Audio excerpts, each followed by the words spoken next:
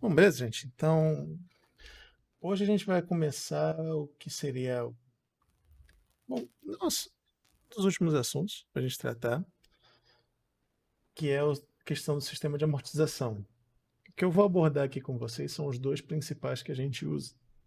Na verdade, é até um comentário, mas no nível pessoal, assim, que no momento, eu tenho dois financiamentos que são uma dor de cabeça para mim constante, que são um no sistema Price e um no sistema SAC, que eu até vou comentar depois. Mas, antes de começar, só revisar uma fórmula aqui que a gente vai usar, que é a fórmula das séries uniformes.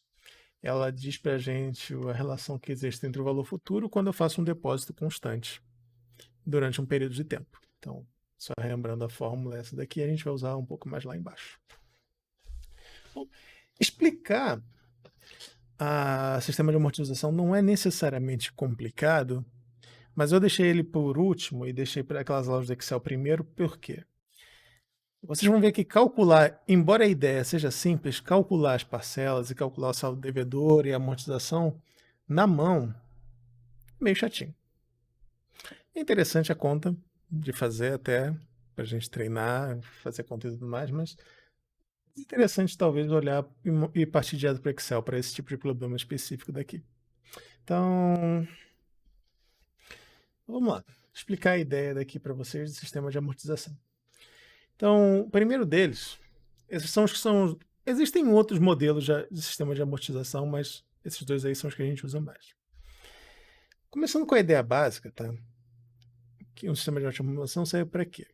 Quando você tem uma dívida, seja um empréstimo, seja um financiamento, que você precisa pagar em várias parcelas. Tá? Então você tem ali para introduzir as notações, um saldo devedor aqui. E você quer quebrar esse pagamento desse saldo devedor em várias parcelas. Então, a relação universal aqui seria qual?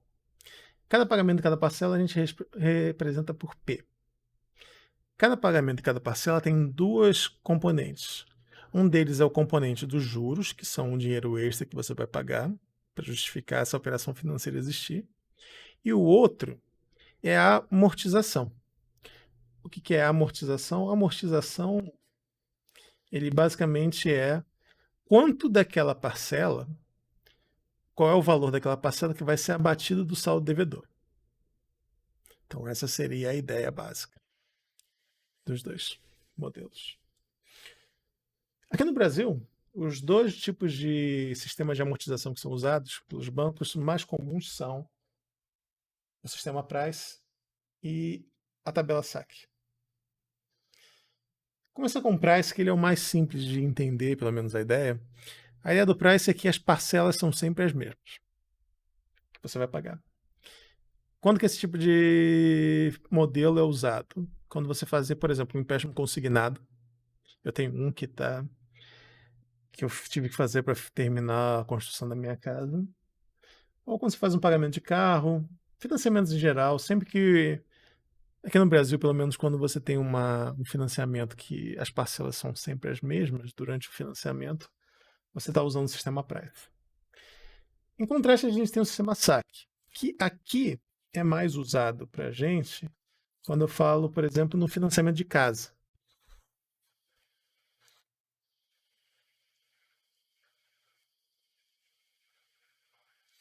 A abreviação SAC significa Sistema de Amortização Constante. Então, a ideia é que a amortização e o saldo devedor eles vão diminuindo de maneira constante durante o financiamento todo. Aqui, lá para baixo a gente vai olhar um pouco da matemática envolvida nesses dois modelos. Mas então, só para explicar a ideia geral. Então, quais são as letras que a gente vai usar? A gente tem o P, que é o pagamento, é a parcela. A gente tem o D, que representa o seu saldo devedor. A representa a amortização. J representa a taxa de juros, os juros que de cada parcela. Como eu falei, a relação fundamental, tanto de um modelo contra de outro, ou contra outros modelos que são usados também, é que a amortização mais os juros são a parcela. Bom, como é que é o valor da parcela calculado? Na Price, e dá um pouquinho mais de trabalho, talvez, mas não é uma ideia muito complicada. A ideia do Price é parecida com e vem da ideia das séries uniformes. Qual é a ideia do Price? Você tem ali a sua dívida total, o seu saldo total inicial ali, que você começou. Por exemplo, eu peguei, digamos que a pessoa pegou uns 80 mil reais no banco, tá? E aí ela quer pagar isso em 60 meses. Depois eu vou colocar isso aqui como um caso de estudo para a gente fazer a conta. Então, a pessoa pegou 60 mil, ah, ela quer pagar isso em 80 meses, aí ela pegou uma taxa de juros de 1,7% ao mês. E aí a pergunta é como é que eu calculo a parcela? Bom, a ideia é a seguinte, tá? A ideia do modelo Price é que a sua dívida total ela é calculada como se fosse a taxa de juros sendo aplicada todos os meses. Então, sua dívida total, se a taxa de porcento é 1,7% ao mês, vai ser como? Ela vai ser 80 mil, 1 mais 1,7% elevado a 60. Esse é o valor total da sua dívida. Como que as parcelas são calculadas então? A ideia das parcelas aí vai entrar na ideia das séries uniformes. É como se as parcelas que você estivesse pagando não estivessem rendendo juros. Então, por exemplo, a primeira parcela que eu paguei no primeiro mês vai render juros durante os 59 meses e assim por diante. Então, no final das contas, se a gente fosse tentar fazer o somatório das parcelas, o que eu teria aqui é justamente a série uniforme. Então, eu já coloquei aqui o resultado final, o modelo da série uniforme. A diferença é que agora eu quero descobrir qual é o valor da parcela. E depois a gente vai olhar a parte divertida. No Excel, talvez. Ou não tão divertida assim. Bom, vamos fazer um pouquinho de matemática aqui, que é a parte legal. Eu tenho que fazer uma manipulação matemática agora para tentar descobrir com uma fórmula que diga para mim qual é o valor da parcela, com todos os outros fatores. Como é que eu vou fazer isso? Bom, eu pego aqui, tá? Parcela, isolo ela. Eu já coloquei a conta aqui no começo, depois eu meio que omiti aqui os detalhes, mas eu vou fazer aqui então. A gente tem a minha dívida total, com 1 mais o i elevado a n, dividido por aquela fração. 1 mais i elevado a n menos 1 sobre i. Isso aqui é uma divisão de fração. Divisão de fração que eu faço, eu pego a fração de baixo e inverto. Isso é sempre bom para relembrar. Isso aqui parece que não é uma coisa tão importante, mas é muito usado. Porque isso daqui não se aplica só quando você tem números, isso aqui se aplica quando você tem qualquer situação. Então, a gente vai usar essa ideia para cá. Embaixo é uma fração, em cima também é uma fração que o denominador é 1, então eu vou repetir a parte de baixo, 1 mais i elevado a n, e vou multiplicar pelo inverso da parte de baixo. Então, i sobre 1 mais i elevado a n menos 1. Como é que eu faço a conta agora? Bom, aí, o dt vezes o i. O que vem agora é uma simplificação que eu vou fazer. 1 mais i elevado a n sobre 1 mais i elevado a n menos 1. Poderia deixar assim? Poderia. Se eu tiver uma dificuldade, também estaria certo deixar ele assim, tá? Mas eu quero uma fórmula que precise fazer a menor quantidade de contas possíveis, porque eu acho mais legal. Mas também estaria certo deixar assim. Mas como eu quero trabalhar um pouco mais alguns conceitos de matemática básica, o que eu vou fazer? Eu vou botar em evidência em cima o 1 mais i elevado a n. Eu não posso, de maneira nenhuma, cortar esse cara daqui com esse cara daqui direto. O que eu tenho que fazer, eu só posso cortar uma fração quando em cima e embaixo estiverem multiplicando. Então o que eu vou fazer é botar em evidência em cima e eu vou botar em evidência embaixo também. E aí vem a questão. Botar em evidência embaixo, vai sobrar o que aqui? Como aqui não tem nada, o que vai sobrar é ele com a potência negativa. E aí eu posso cortar. E a fórmula final que eu teria seria essa daqui. DI vezes I sobre T total, desculpa, aqui é um T, não um I. Minha letra é muito feia, então o meu T virou um I em algum momento. 1 menos 1. E aqui 1 mais I elevado a menos N. Aqui entra aquela questão lá de uma das aulas de reforço que eu fiz lá de matemática, que é o expoente negativo, ele representa 1 sobre o expoente. Então, eu posso usar a notação negativa e é uma notação boa que funciona numa calculadora. Então, a gente tem essa expressão aqui para o valor das parcelas. O valor do saldo devedor original, vezes o I, 1 menos 1 mais I elevado a N. Aí entra uma questão aqui, tá? Que aí vem a parte que é útil usar o Excel. E também é uma coisa interessante, assim, se algum dia vocês fizerem um empréstimo consignado ou um financiamento de carro ou alguma coisa, e estiver perguntando como é que está o meu saldo devedor? Ou como que eu calculo o meu saldo devedor? Porque você tem a opção, na maioria dos contratos, a não ser que explicitamente diga que não, de pagar o seu saldo devedor todo de uma vez e se livrar da dívida. Só que o que acontece é, como é que você calcula esse saldo devedor? Você tem que olhar para a seguinte ideia. Quando você paga uma parcela, você tem a amortização e você tem os juros que são calculados. No modelo Price, as parcelas são sempre iguais, elas são dadas por essa fórmula daqui. Mas a relação que existe entre a parcela e a taxa de juros é essa daqui. Parcela é a amortização mais os juros. Como que os juros são calculados? Os juros são sempre incidentes sobre o saldo devedor. Por exemplo, se você tem uma dívida de 30 mil, tá? Seu saldo devedor é 30 mil. Você calculou ali a sua conta e você viu que as suas parcelas vão ser R$ 2.000 ao mês, tá? É um exemplo bem hipotético. Eu não vou colocar nenhum prazo aqui, eu só quero mostrar mesmo o cálculo da parcela. Então, seu saldo devedor é 30 mil, você viu que as parcelas são constantes, R$ 2.000. Sua taxa de juros seria, digamos, de 1,2%. Quanto dessa parcela vai ser juros e quanto dessa parcela vai ser amortização? O cálculo vai ser feito assim. O seu saldo devedor, 30 mil, vezes 1%, 1,2%. Esses são os juros que você vai pagar. Então, deixa eu jogar aqui na calculadora rapidinho. 30 mil vezes 30 mil vezes 1,2%.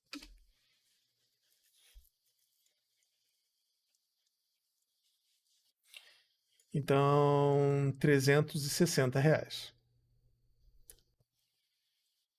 Certo? Então, os juros dessa parcela são R$ 360.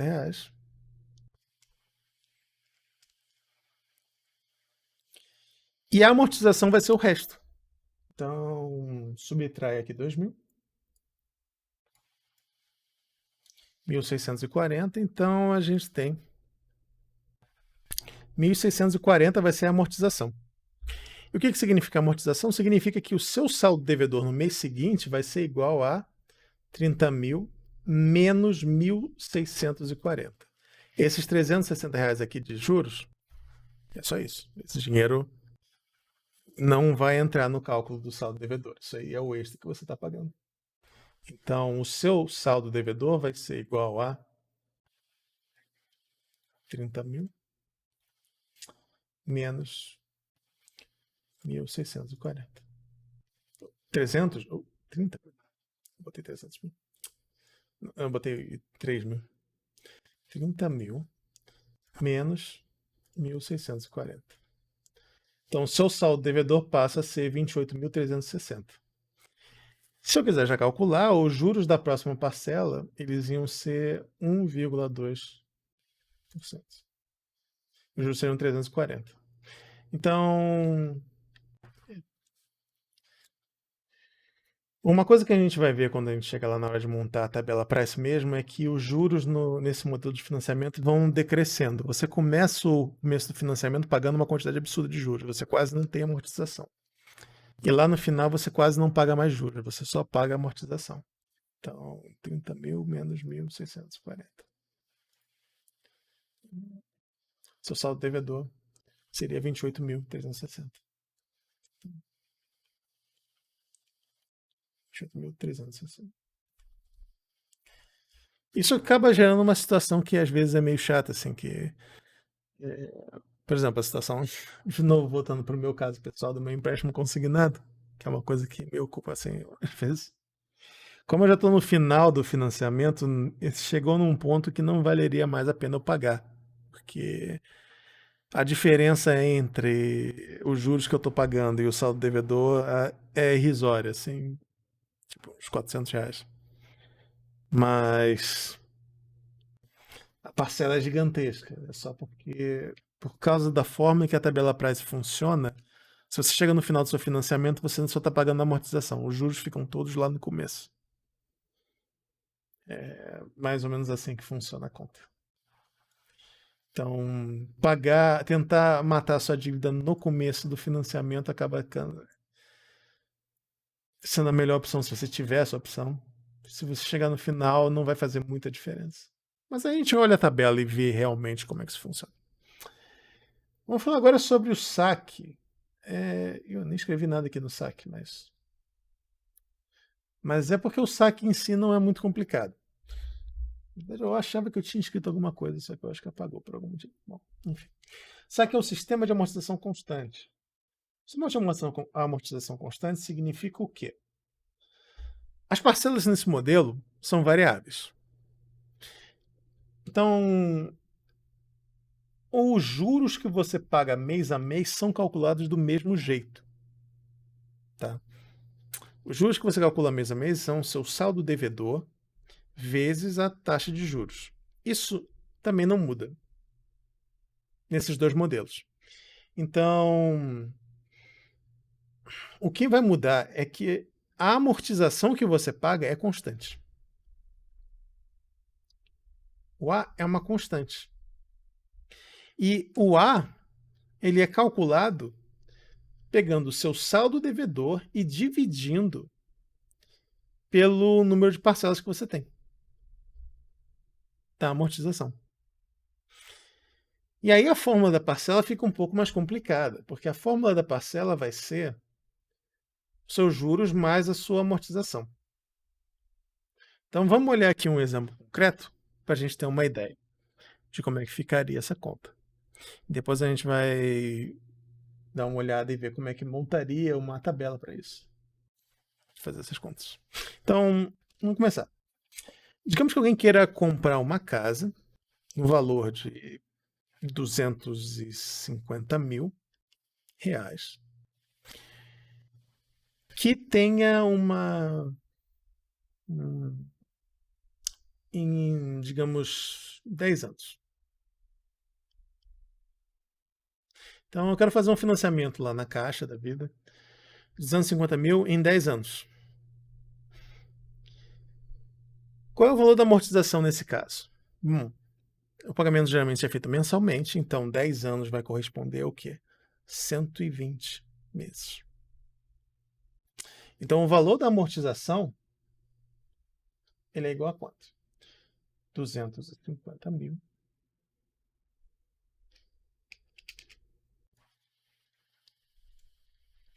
dividido por 120. Então, ele é 2.803. 2.083. Então, a parcela sempre vai ter esse valor como base, porque essa daqui vai ser a amortização e é constante durante todo o financiamento. O que vai mudar é a sua taxa de juros. Então, parcela é igual a taxa de juros mais a amortização aqui nesse caso é uma amortização constante. Como a amortização é constante, uma coisa que você pode fazer na tabela saque é calcular o seu saldo devedor em um determinado mês do financiamento. O seu saldo devedor pode ser calculado como? É uma conta legal de fazer. O seu saldo devedor, ele é igual a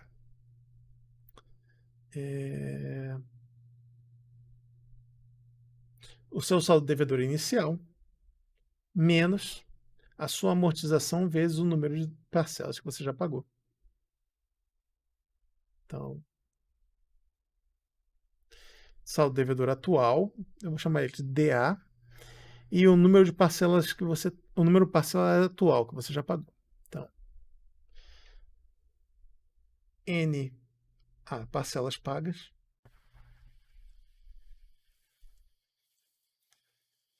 e o DA, saldo devedor atual.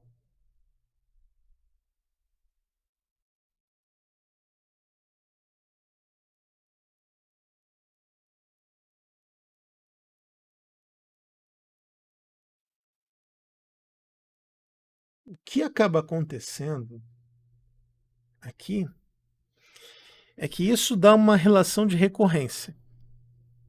Relação de recorrência, calcular na mão, geralmente não é a melhor coisa do mundo.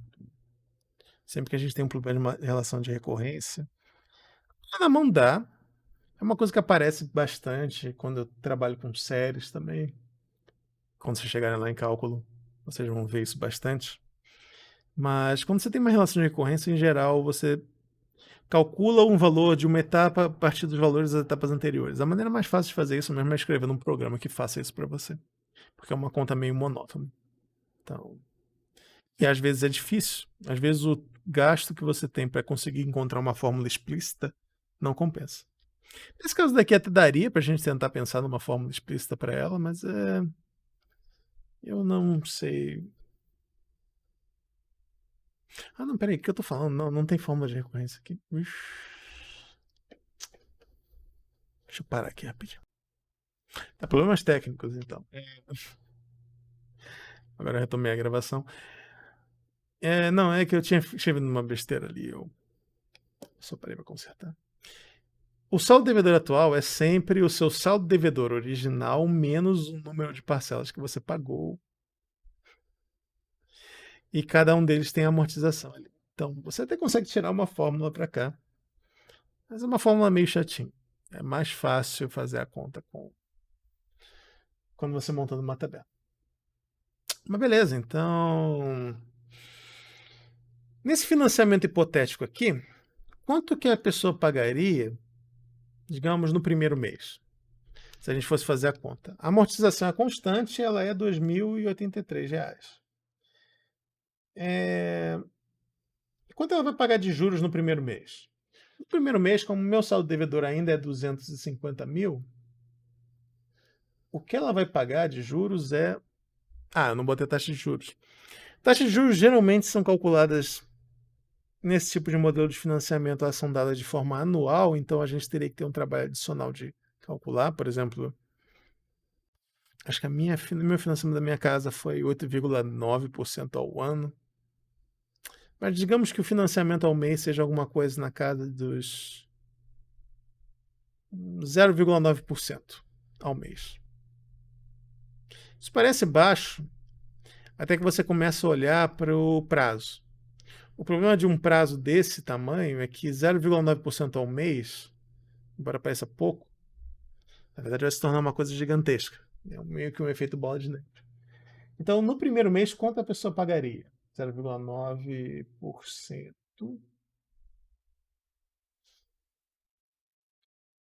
2.250. Então, a primeira parcela que a pessoa teria que pagar seria 2.083,333. Então, a primeira parcela seria R$ 4.333,33. Claro que se aí fosse um financiamento de verdade, aí você teria... Se aí fosse um financiamento de verdade, você teria que pagar, além disso, você pagaria também uma taxa lá para o banco, um negócio de seguro, um monte de outras coisas que eles enfiam no contrato. Que você tem que você tem que ter bastante atenção quando você lê. Então, no primeiro mês, esse seria o valor da parcela. E no segundo mês? No segundo mês, o que vai mudar é o seu saldo devedor. O seu saldo devedor agora não é mais 250 mil.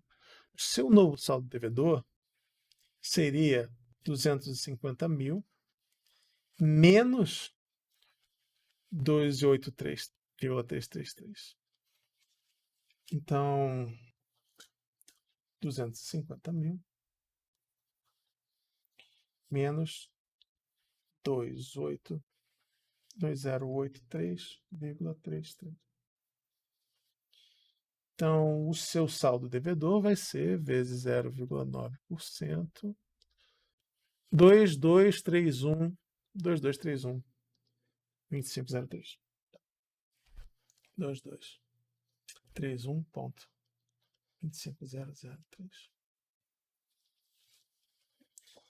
Mais 2083,33. Então, parcela no segundo mês vai ser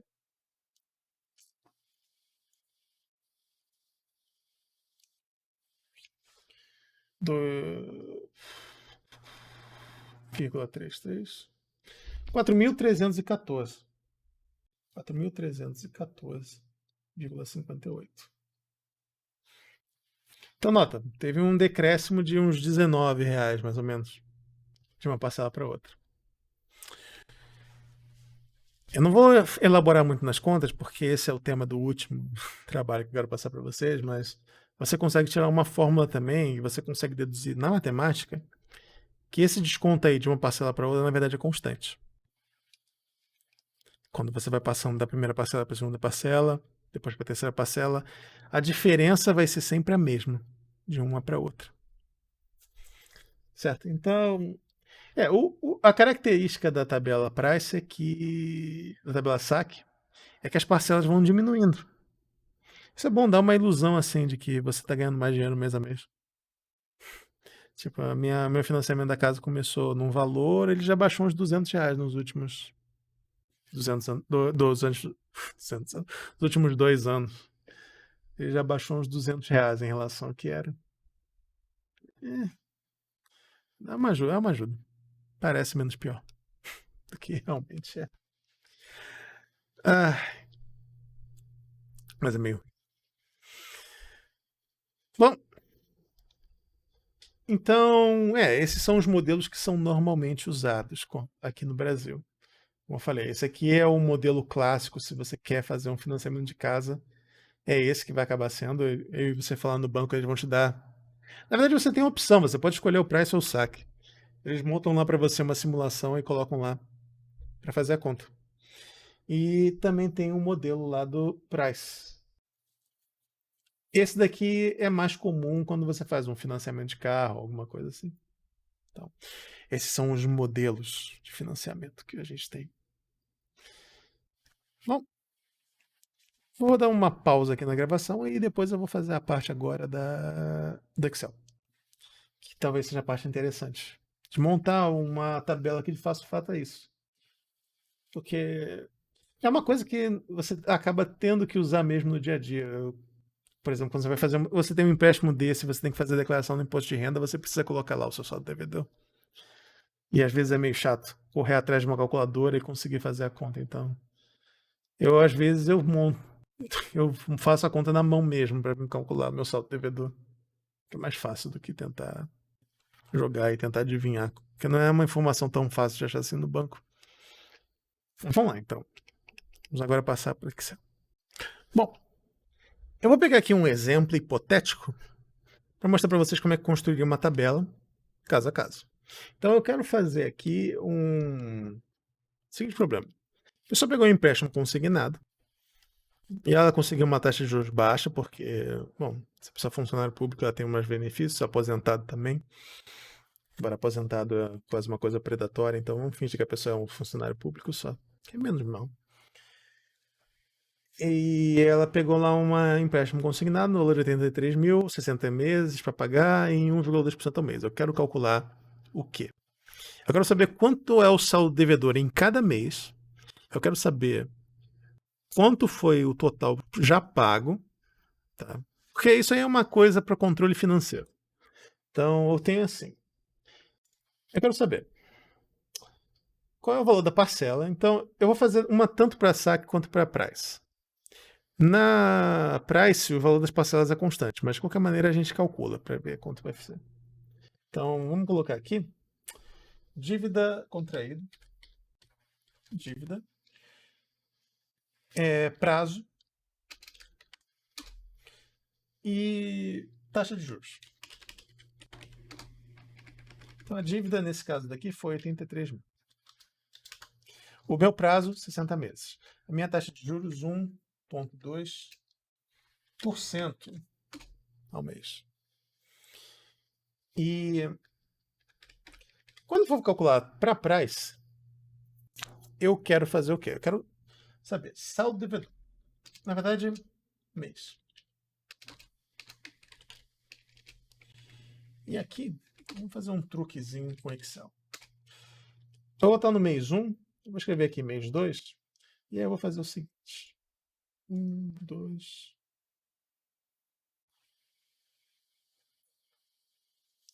Se eu selecionando o primeiro, apertando Shift aqui no segundo, se eu clicar e arrastar, ele vai manter a mesma proporção que eu vou colocando. Isso aqui é um truque útil. Por exemplo, se eu quero fazer uma lista que pule de 2 em 2, eu posso botar 2, 4, e aí eu Shift 1, outro. Próximo é o 6, 8, 10, e aí por diante. Se eu botar aqui 5, 10, ele vai tentar extrapolar seguindo na mesma linha. Então, se você tiver com preguiça de escrever algum dia uma tabela de Excel, isso aqui é um truque que dá para fazer. Ele vai seguir o mesmo pulo que você deu na sequência.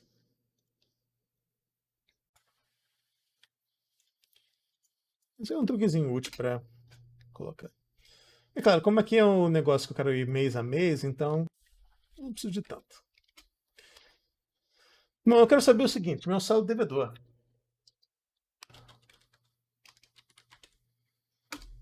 Saldo devedor no final do mês. Então a ideia é que aqui no final vai chegar em 0. Mas então eu vou colocar aqui saldo devedor. Eu vou botar aqui valor da parcela, embora no price, na verdade, não precisa, o valor da parcela é constante. Mas eu vou colocar só para manter o formato.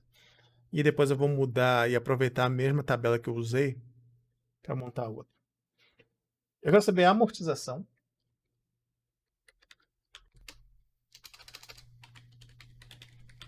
Eu quero saber juros. Quanto de juros eu estou pagando. Então,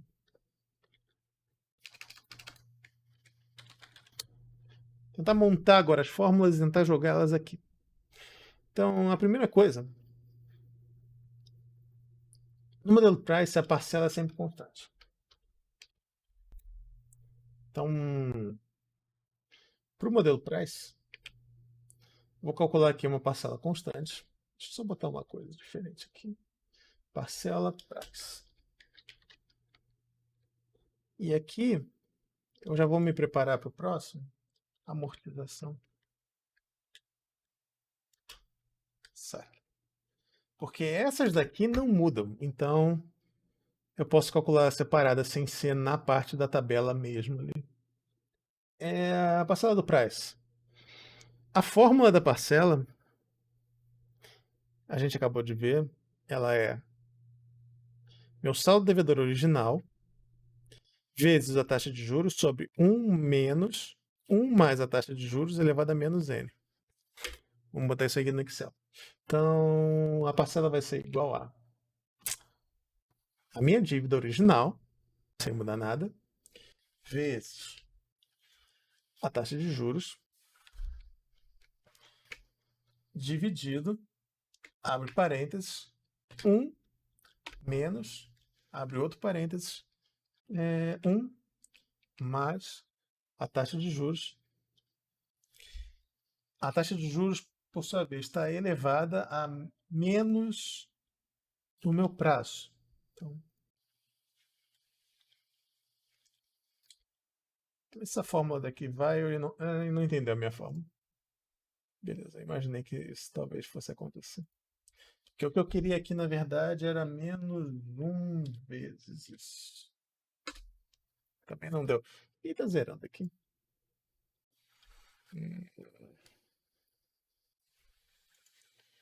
Eu sei que é essa expressão, né?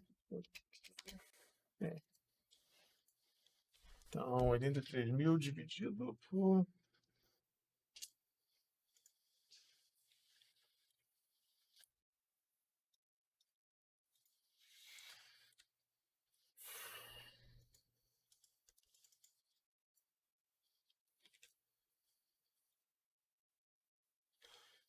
Dividido por...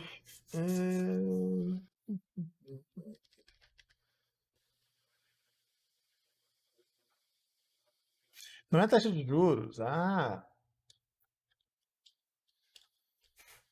eu botei a fórmula incompleta. Falta de atenção é um problema sério. 1 mais a taxa de juros, o elevado está fora.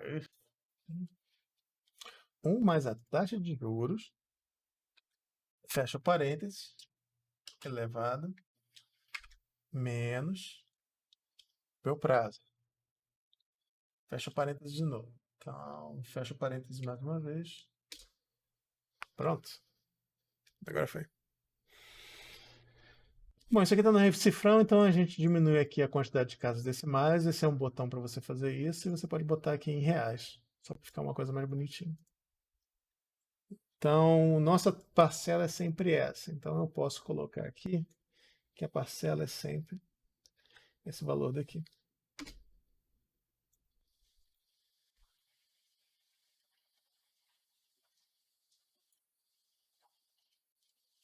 Não foi o que eu queria fazer.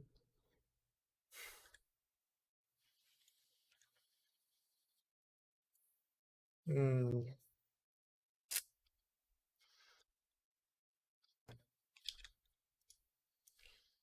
colocar só o valor. É, pronto. Mais fácil. Depois eu me preocupo com isso quando eu for fazer a outra tabela. Que aí eu vou ter que recalcular essa fórmula daqui. Por enquanto, vou deixar assim. Então a parcela é sempre constante. Como é que a gente calcula agora o saldo devedor? Para calcular o saldo devedor, eu preciso pegar aqui um ponto inicial. Então, os juros, eles vão ser calculados com o quê? Com base no quê? Na verdade, parando para pensar, a minha tabela teria sido melhor se eu tivesse colocado assim. Colocado um zero aqui.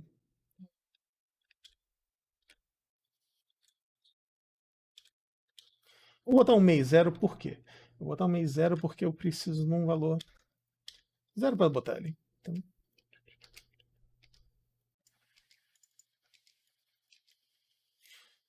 meu saldo devedor inicial, eu vou jogar ele aqui.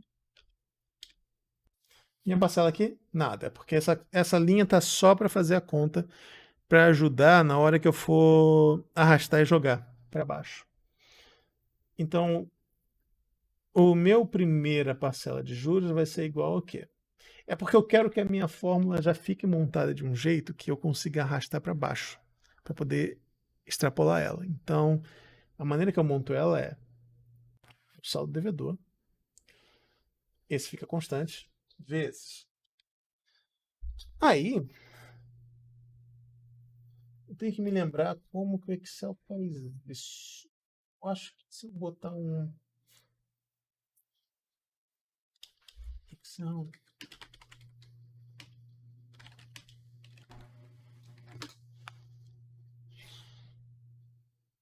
Ah, tá.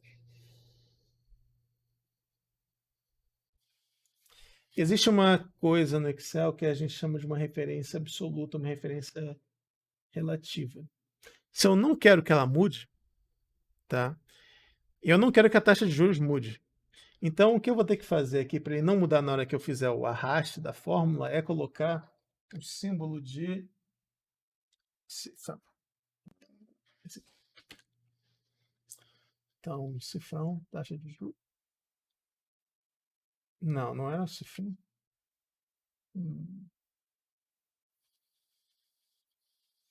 Cifrão B3.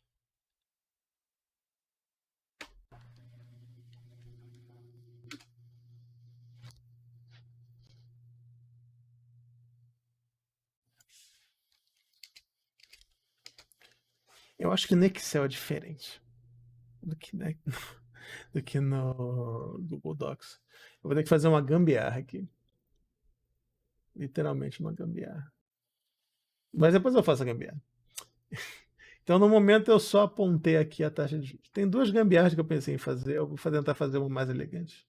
Até eu descobrir como eu não faço para ela mudar. Porque assim, se eu arrastar para baixo do jeito que está, ele vai pegar como valor de referência para a taxa de juros, ele vai abaixando. Então, vai dar um problema sério. Então, tem duas maneiras de fazer essa gambiarra. Eu vou pensar numa. Depois eu vou ver se eu consigo pensar numa outra melhor. Meu saldo devedor também vai bater aqui da amortização. A amortização ela é sempre calculada com o quê? Ela é essa célula daqui menos a célula dos juros. Então esse aqui é o valor da amortização. Meu saldo devedor no final do mês ele vai ser o quê? Meu saldo devedor anterior subtraído. Então, saldo devedor anterior menos a amortização. Beleza. Então, olha só, se eu arrastar para baixo, ele pegou outro valor para a taxa de juros. Então, a gente teria que mudar aqui para o B3. Deixa eu ver se isso aqui já é o suficiente para ele entender. Não, ele pegou o B5.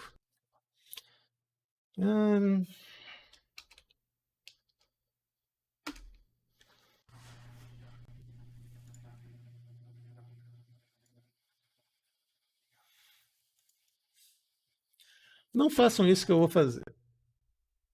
Eu vou depois pensar numa solução mais elegante, aí eu jogo no final do vídeo, eu jogo no vídeo separado. Mas você tem alguns problemas técnicos dessa natureza, às vezes, você precisa ser um pouco criativo com a sua solução. O que a gente chama de gambiarra. Bem comum na programação. Quando você não consegue pensar numa solução elegante, você faz uma solução bem acochambrada e você esconde a sua solução acochambrada. No caso, qual é a minha solução? Eu simplesmente vou repetir a taxa de juros em todas as linhas e eu vou colocar aqui na fórmula que o meu, em vez de puxar daqui, ele vai puxar daqui. Que aí quando ele abaixar para o próximo, ele vai pegar. Antes ele estava no H8, tá, ele passou para o H9, mas só que o H9 agora é a mesma coisa do que o H8. Então, não tem problema ele ir abaixando e mantendo. Não é uma solução muito legal essa, tá? Eu vou pensar depois. Que eu não. É que no Excel eu lembrava. Se você botar um cifrão, ele deixa fixo aquela célula em particular.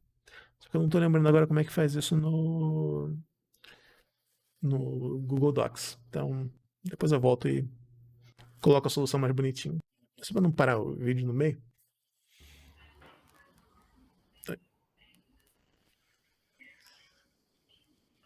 Você ia falar alguma coisa? Você colocou o valor da parcela ali. Você copiou o valor e puxou para baixo ou? Não, eu puxei o valor, coloquei para baixo, porque no price ele nunca muda. Uhum. Então, nesse daqui realmente não importa muito. É a mesma coisa também, se eu lembrasse qual é o comando para deixar a célula fixa, eu podia ter apontado aqui para essa parcela daqui copiado, mas aí eu não lembro. Não no Google Docs. Uhum. Tá bom, mas só para finalizar então, agora deve estar dando certo. Aí a gente vai descobrir isso agora. Porque ela deve atualizar de maneira dinâmica isso daqui.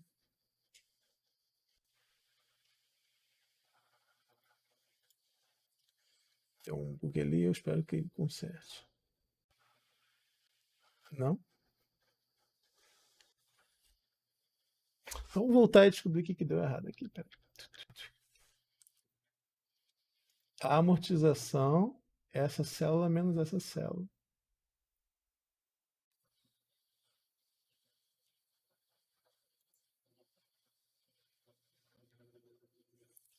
Ela enlouqueceu aqui.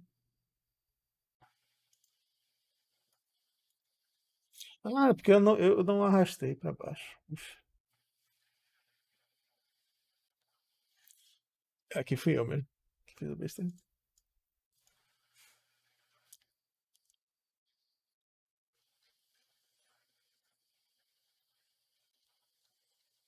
O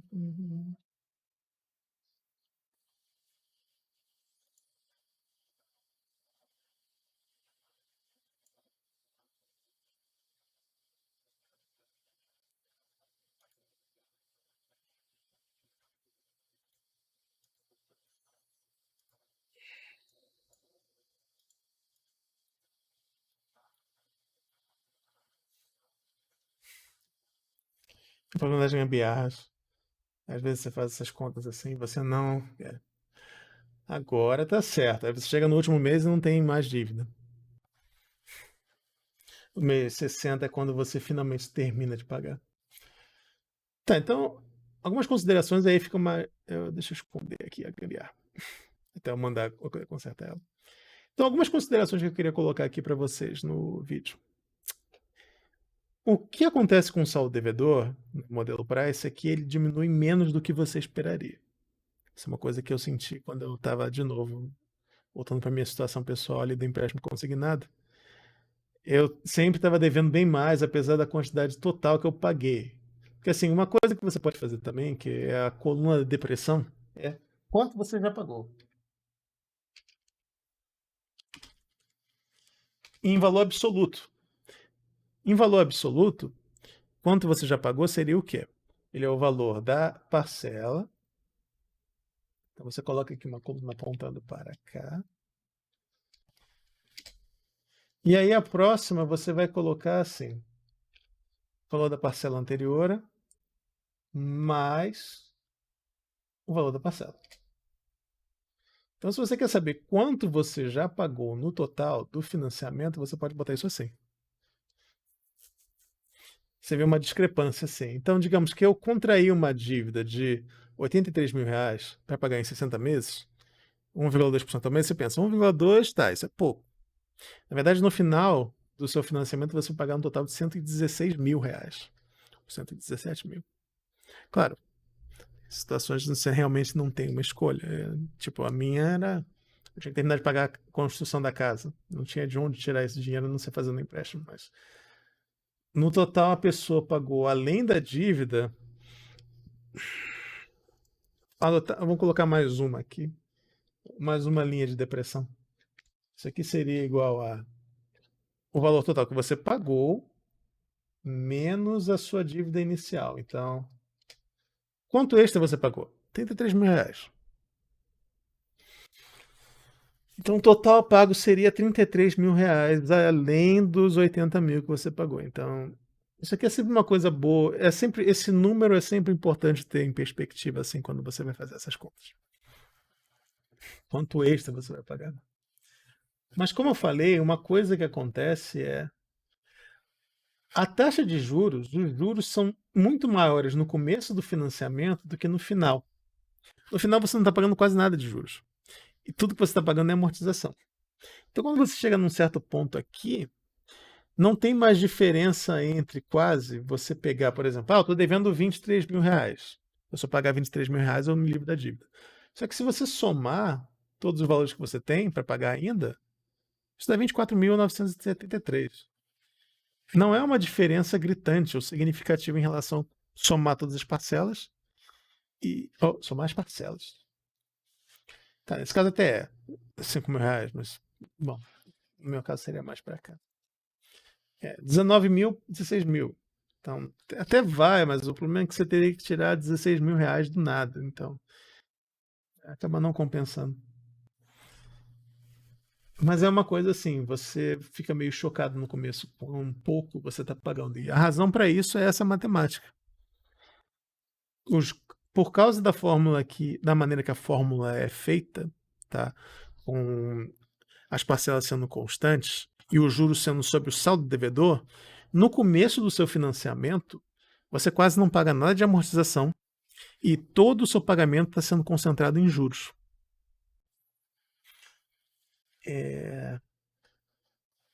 E a amortização vai aumentando, então você está pagando a sua dívida efetivamente lá no final da prestação. Porque no começo, o que é abatido da dívida não é quase nada. Embora a parcela seja sempre a mesma. Então é uma coisa para se considerar aqui com a tabela Price. Bom, vou dar uma pausa aqui e depois eu acho que eu vou continuar com a tabela, saque. Bom, eu vou fazer uma coisa aqui. Vamos ver se ela vai dar certo. Eu vou copiar essa aqui inteiro. Eu vou colocar ele aqui para baixo. Porque agora eu quero fazer a tabela saque e eu quero aproveitar. Então vamos ver o que muda do cálculo do saque para o price. A mudança principal é a amortização. A amortização agora é que é constante.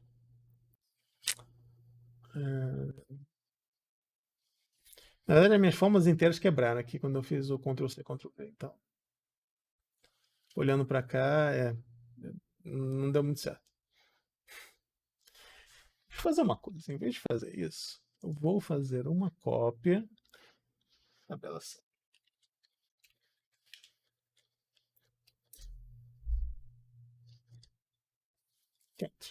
E aí eu mudo e eu ainda tenho a minha tabela Presley. E aí,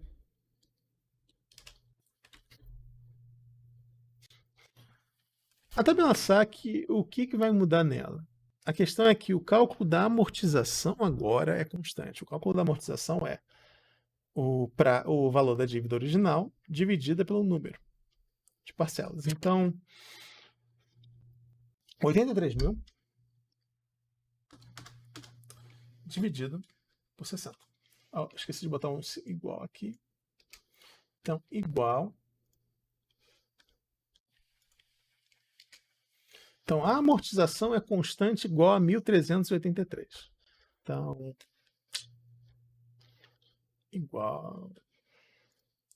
Deixa eu copiar e cortar o valor.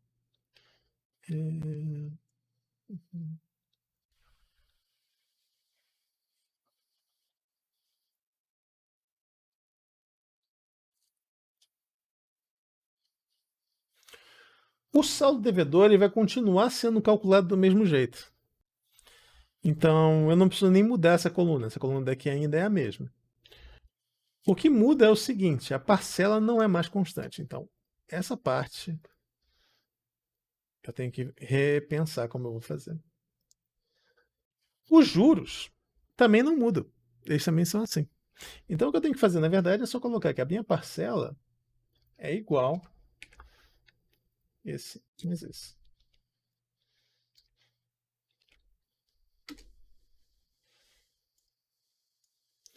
E aí, abaixando.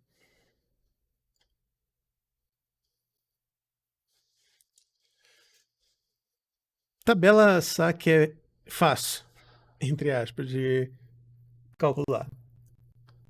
Quando você tem um Excel. Fazer isso na mão não é tão legal, não. Eu já tive que fazer isso na mão há um tempão atrás, mas não é uma conta muito legal de fazer. É mais hoje em dia que não tem nem sentido fazer uma conta dessa na mão. Mas dá para fazer umas coisas divertidas com a fórmula. Bom, vou fazer uma comparação então. Esses são os dois modelos principais de financiamento que a gente tem, afinal de contas. Uma coisa que a gente vai notar na diferença da saque para price é o quê? O valor das parcelas do modelo do saque, eles começam alto e vão baixando. Chega num certo ponto aqui que o valor da parcela fica menor do que o do price. Às vezes demora mais, às vezes demora menos. Mas esse modelo sempre acontece. Uma coisa aqui é que o valor total que foi pago no saque é menos.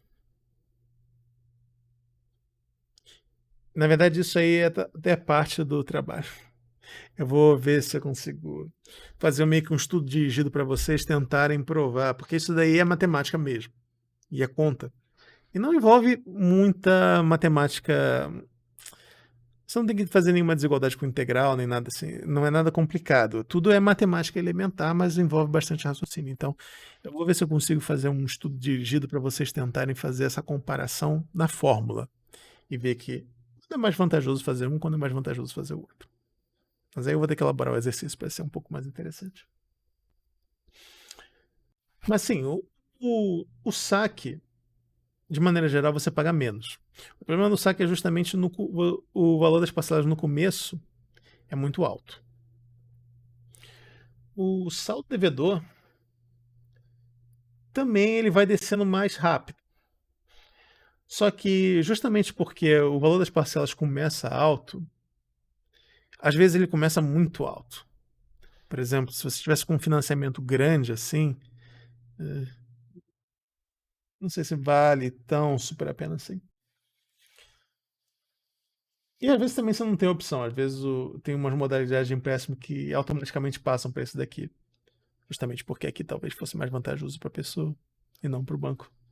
Mas é o meu cinicismo falando. Hum. Então, estudo comparativo dos dois. Espero que eu tenha dado para entender como é que a gente chegou na tabela. Agora vocês têm uma noção de como construir isso daí. De novo, essa tabela daqui é uma coisa útil de um ponto de vista prático, porque às vezes você vai calcular um financiamento, você quer saber qual é o seu saldo devedor, quer saber em que momento valeria pagar a dívida em relação às parcelas que você paga. Se você consegue montar uma tabela dessa e fazer as contas na mão, ajuda bastante. Então, essa aqui seria uma ideia geral. Como eu falei, o último trabalho vai ser relacionado a esse daqui. Eu vou tentar elaborar para vocês. Eu quero fazer alguns exercícios de natureza prática mesmo. Vou pegar para vocês uns valores hipotéticos, tipo, uma pessoa vai financiar uma casa com uma taxa de juros tal. Qual seria o valor das parcelas? Ou monta uma tabela tal. Financiamento de carro, vale mais a pena fazer via saque ou via price? Blá, blá, blá. Então, umas coisas desse sentido. Ou então, quando valeria a pena, por exemplo, a pessoa trocar um empréstimo? Uns exemplos mais hipotéticos assim, que aí você tem que usar algum raciocínio além da parte de montar a tabela. Mas, além disso, eu queria colocar também umas questões mais teóricas, mas eu vou ver se é plausível também. Eu não quero colocar uma coisa impossível para vocês. Tá? Então, esse seria o último trabalho. Eu mando para vocês a notícia junto. Quer dizer, não junto do vídeo, mas daqui a pouco, essa semana ainda eu coloco. É isso então, gente. Terminar a gravação aqui e até a próxima.